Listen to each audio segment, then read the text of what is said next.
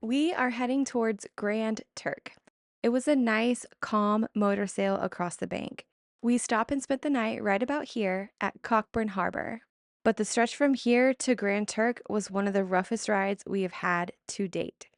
We are heading due east into 5-foot waves across the Turks Island Passage, which is a deep underwater channel that has strong currents and no significant land to block the wind. These conditions combined are why most cruisers don't make Grand Turk.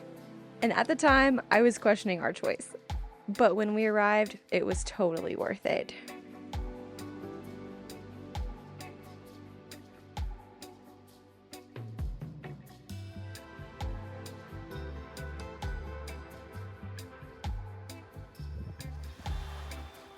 First things first, we take the kiddos to the beach to blow off some steam. We've been cooped up on the boat for the last 2 days, and it felt good to stretch our legs. We had this beautiful beach all to ourselves, until this guy pulled up. There were some obviously drunk charter boat guests that were brawling, to the point where the police were called.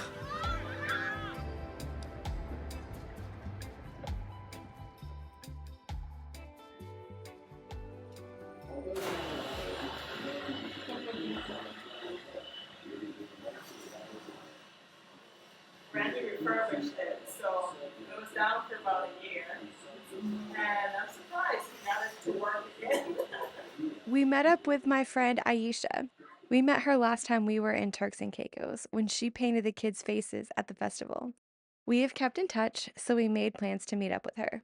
She is a local artist, and her gallery is located inside the Turks and Caicos National Museum, so she gave us the grand tour. And I also bought one of her paintings to go on the boat.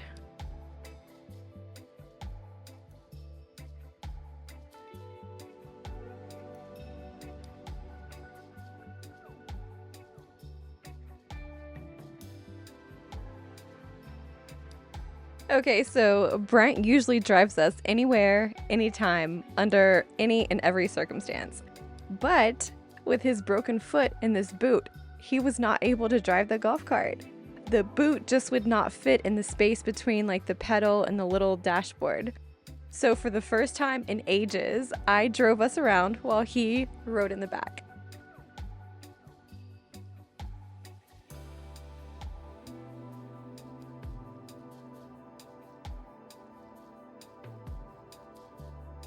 We drove all around this little island on our golf cart. We saw the Grand Turk sign, we saw the lighthouse, we fed the donkeys, we even went down to the super tourist area where all the cruise ships go, but I didn't get any pictures of that for some reason. Once we got back home after exploring the island, we were all sitting around chit-chatting when I casually glanced out the back, only to see our dinghy floating out to sea. Again, this would normally be a job for my husband, but with the big boot on his foot, he was not able to swim after it. So I, slightly panicked, hopped on my paddleboard and paddled as fast as I could to our dinghy. So the Salt Raker Inn. Salt Raker Inn. Yes. It's one of the oldest hotels on the island. Look at this. Look at this. Where'd they go?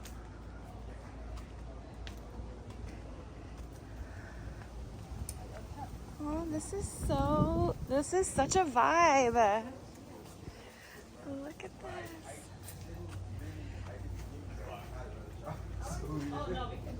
We'll add another chair, yeah. We really thought he was only 4. Oh, I know. I That's didn't know he okay. had another daughter. Later that evening, we met our friends for dinner at this cute little restaurant, and they brought us some genuine Turks and Caicos gifts, like tamarind, TCI sea salt, and some rum made from the local distillery. Right. Stocked up. Some veggies. Just had lunch. Stocked up on diesel. Lots of diesel cans. And tanks are full, and we are heading to Puerto Rico, hopefully. The next day, we fill our fridges and fill all of our jerry cans and make our way south to Sandy Island to stage for our next passage. The island looked so nice, and we would have liked to explore it some, but the island is a nature reserve and not open to the public, so we enjoyed the view from our boat. We pulled anchor at 4 a.m., well before sunrise, to continue our journey east.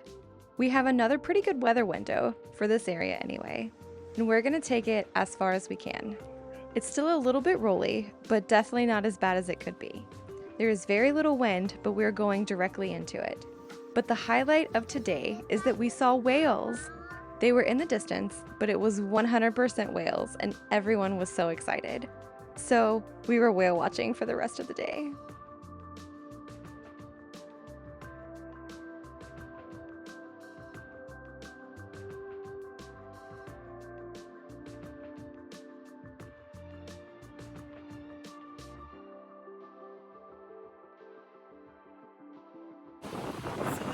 First night shift, and I'm a little creeped out, I'm not gonna lie.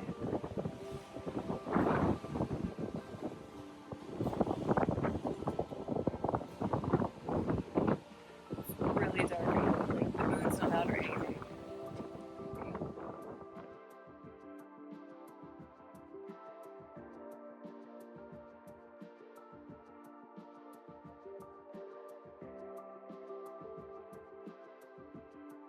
Day 2, and we see another whale.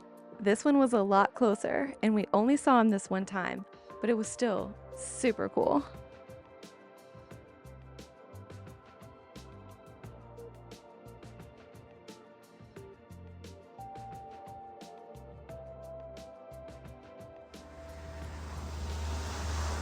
Should I engage ramming speed? Yes, you should. See if we can make it.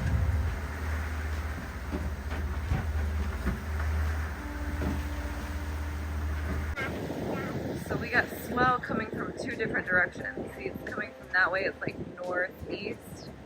And then we also have swell coming from this way. That way and this way? That's like southeast. And they're like converging right on top of us. And it's just making for a really like rocky ride. Like it's just rocking. Just rocking and rocking. Even though I got a patch on, I'm still feeling icky.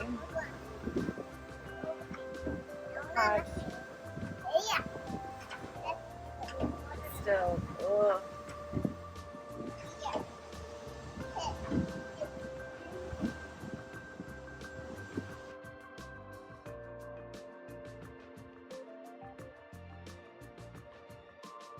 The kids and I are getting our wiggles out as we watch the last sunset of the passage from the back of the flybridge.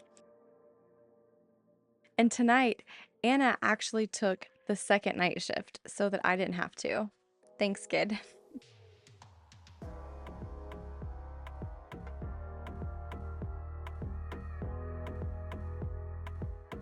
We arrive in San Juan early the next morning. This passage took 50 hours, but we made really good time, to the point that we actually had to slow down so that we would arrive in the daylight and didn't have to come into the harbor when it was still dark.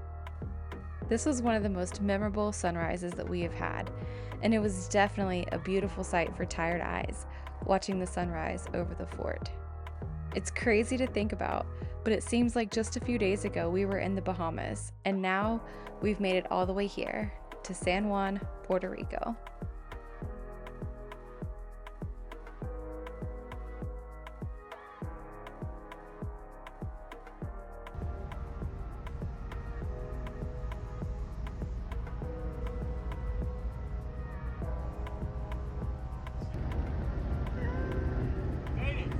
Yeah, man. All right. I'll see you in a minute. I don't know what happened. How come they're can't get a hold of them. You got here before us. Yeah, Yeah, ask him. I'll tell right now. No worries, man. Appreciate it. Nice seeing you guys.